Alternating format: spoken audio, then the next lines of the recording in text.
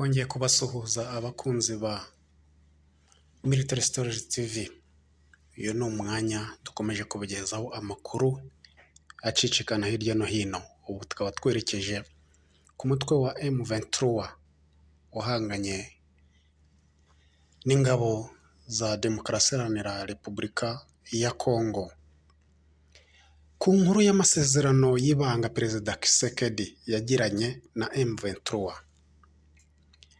Inkuru iravuga ko ubuyobozi cyangwa amakuru dufite, ubuyobozi bw'umutwe wa M23 bwibukije Perezida wa Repubulika Iharanira Demokarasi ya Kongo Felix Tshisekedi Tshilombo amasezerano bagiranye mu ibanga mu mwaka w'ibihumbi 2022, aho leta yagombaga kubakira mu ngabo nabo bakamufasha mu matora ateganyijwe muri 2023.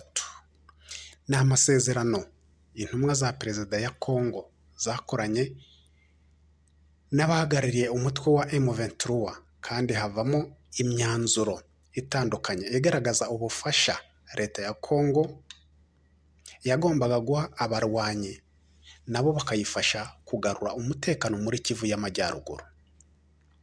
Nk'uko byagaragajwe n'umuvugizi wa M23 Meja Ngoma, harimo kwakira abarwanyi bose b'uyu mutwe, gushyira mu nkambi ya gisirikare ya Mbanza Ngungu abarwanyi bose b'uyu mutwe.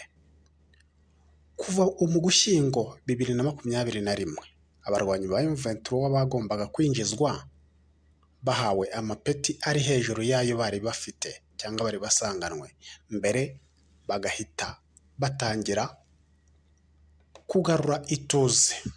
Ayo ni amasezerano bagiranye na Perezida wa Kongo ari mu ibanga. Ibyo nibyo mutari muzi, ariko agakomeza kugenda abinyura uruhande cyangwa se atabyitaho, atabiha umurongo kugira ngo iki kibazo kibashe gukemuka.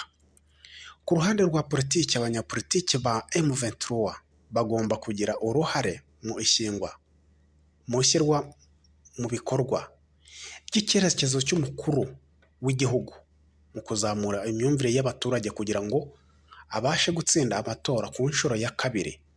Leta yagombaga gushyiraho urwego rushinzwe ubwiyunge mu gufasha impunzi gutaha, ariko ibyo ntabyo yigeze akora kugeza n'uyu munsi. Nta n'igisubizo aratanga kugeza n'uyu munsi, cyangwa se umurongo ngenderwaho uko byaba biteganywa.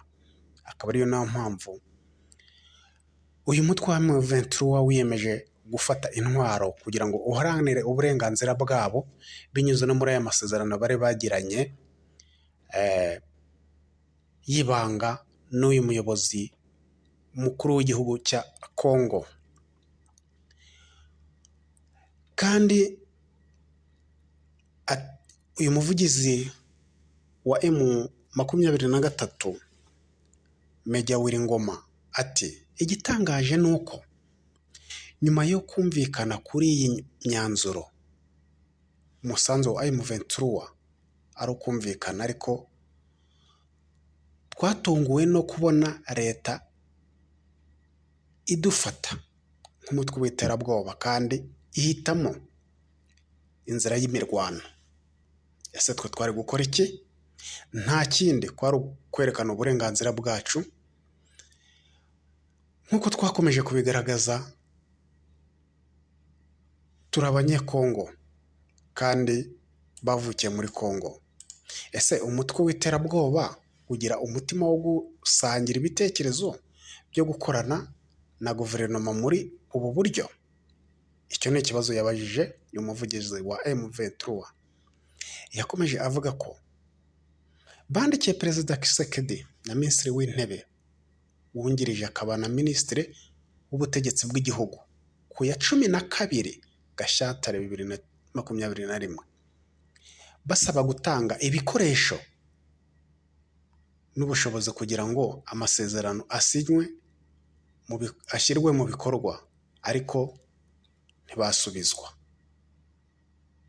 Ati, niba tudasubijwe bifatwa nk'agasuzuguro cyangwa se kumva ko ntacyo tumaze mu bakagombye kugira ijambo muri Kongo.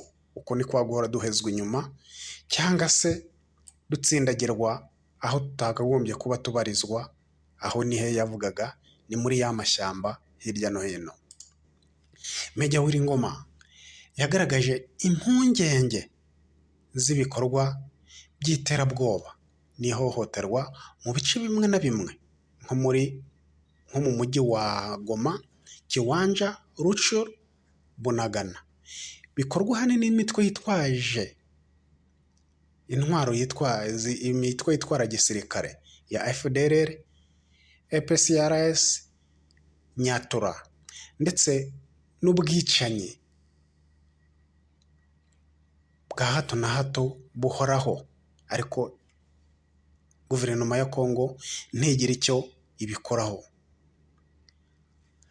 No gutabwa muri yombi no gushimuta birimo gukorerwa abasirikare n'abasivili kubera ubwoko bwabo.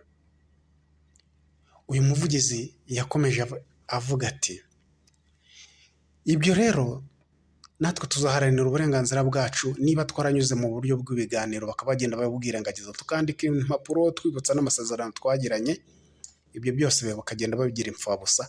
Niyo mpamvu tuzafata imbunda, kuna n'ubundi tumenyereye ishyamba kuko inzu yacu yari ishyamba, ariko tukaba tugiye gufata imbunda kugira ngo uburenganzira bwacu bwaze kumvikana. Ese aba bayobozi bakwemeye bakicarana n'uyu mutwe kugira ngo abaturage n'ibyabo bitakomeza kuharenganira? Bakunzi ba Military Story TV, mukomeze kugubwa neza, nakagaruka. Imana ikomeze kubaha umugisha.